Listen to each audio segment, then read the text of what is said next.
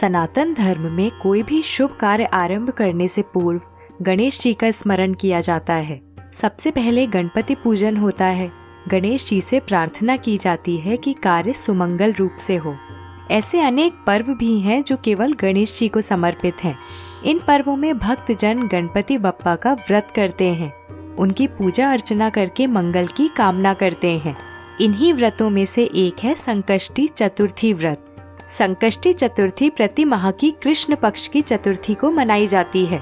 पूर्णिमा के पश्चात की चतुर्थी को संकष्टी चतुर्थी कहा जाता है और अमावस्या के बाद की चतुर्थी विनायक चतुर्थी होती है। इस प्रकार एक वर्ष में संकष्टी चतुर्थी के लगभग 12 से 13 व्रत होते हैं।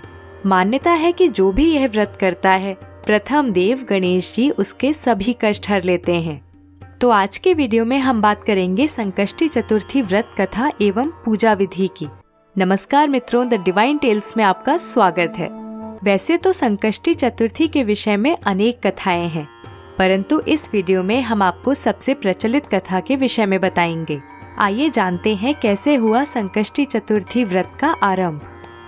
दोस्तों, यह उस समय की बात है जब भगवान विष्णु और लक्ष्मी जी का विवाह निश्चित हो गया था और विवाह की तैयारियां चल रही थी। विवाह का निमंत्रण गणेश जी के अतिरिक्त सभी देवताओं को भेजा गया। सभी देवगण एकत्रित हुए।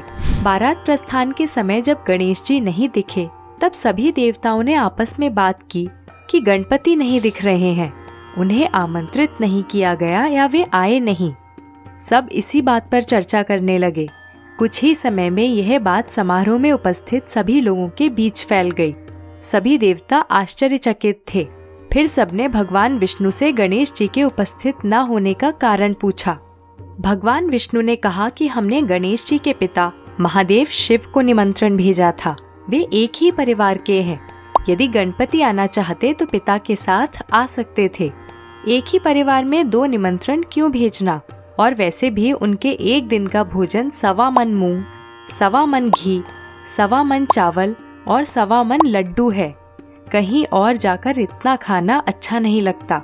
इसी वार्तालाप के चलते उपस्थित जनों में से किसी एक ने सुझाव दिया कि यदि वो आ भी गए तो उन्हें यह कहकर द्वार पर बैठा सकते हैं कि वे मूषक पर बैठकर बहुत धीमी गति से चलेंगे, इसलिए बारात में बहुत पीछे रह जाएंगे। इस सुझाव पर भगवान विष्णु समेत सभी ने सहमति दी और फिर गणेश जी को बुलाया गया। कुछ ही देर में गणपति आ पहुँचे। फिर उन्हें समझाकर द्वार पर बैठा दिया गया और सभी देवगण बारात में चले गए। इतने में नारद जी आए। उन्होंने देखा कि गणेश जी तो द्वार पर बैठे हैं और अन्य सभी देवता बारात में गए हैं। पूछने पर गणेश जी ने उत्तर दिया कि मेरा बहुत अपमान हुआ है, मुझे यहाँ द्वारपाल बनाकर बैठा दिया गया। तब नारद जी ने गणेश जी को सुझाव दिया कि आप जल्दी अपनी मूषक सेना को भेज दीजिए। वो बारात से आगे पहुंचकर रास्ता खोद देगी, जिससे बारात में चल रहे वाहन धरती में धंस जाएंगे और बारात आगे नहीं बढ़ पाएगी। गणेश जी ने ऐसा ही किया। उधर बारात में चल रहे वाहनों के पहिए धरती में धंसने लगे। पहियों को निकालने का बहुत प्रयास किया गया, परंतु सभी प्रयास असफल रहे। साथ ही पहिए टूटने भी लगे। किसी को समझ ही नहीं आ रहा था कि क्या किया जाए। तब नारद जी ने सभी से कहा कि गणेश जी का अपमान हुआ है, इसी कारण यह सब हो रहा है। अब वे ही सब कुछ ठीक कर सकते हैं, इसके अतिरिक्त और कोई उपाय नहीं।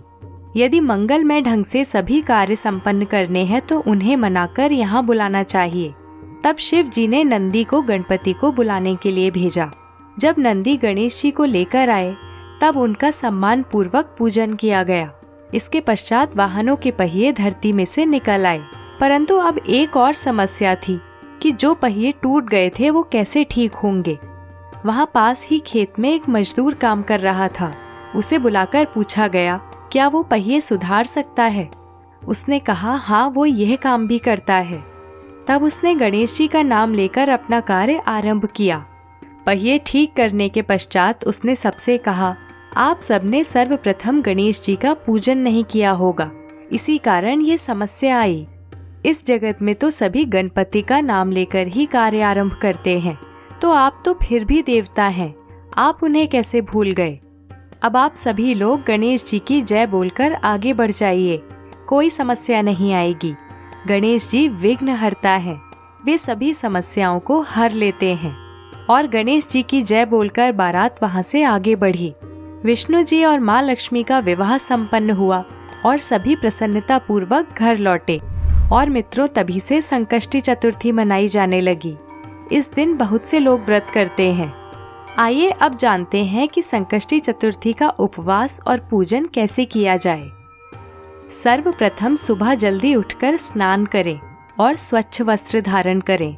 गणेश जी की प्रतिमा को स्नान कराएं और यदि आपके पास प्रतिमा नहीं अपितु चित्र है तो उसे स्वच्छ वस्त्र से पोंछ लें। अब गणपति जी की प्रतिमा को फूलों से सजा लें। पूजा में मोदक, गुड़, तिल, पुष्प, तांबे के कलश में जल, धूप, चंदन, प्रसाद के लिए फल, नारियल आदि रखें। अब गणेश जी को तिलक लगाकर मिष्ठान और फल एवं पुष्प अर्पित करें। संध्या में यदि संभव हो तो फिर से स्नान करके भोजन बनाकर गणपति जी को अर्पित करें और संकष्टी व्रत कथा का पाठ करें। पाठ करके गणपति जी से प्रार्थना करें कि आप कोई भी कार्य आरंभ करने से पहले उन्हें अवश्य स्मरण करें और वे आपकी सभी विघ्नों को हर लें। इसके पश्चात गणेश जी की आरती करके सभी को प्रसाद बांट दें और स्वयं भी ग्रहण करें। और दोस्तों, इस प्रकार आपका संकष्टी व्रत पूर्ण होगा। इसी के साथ हम आपसे विदा लेंगे। मिलते हैं अगली कड़ी में। धन्यवाद। नमस्कार।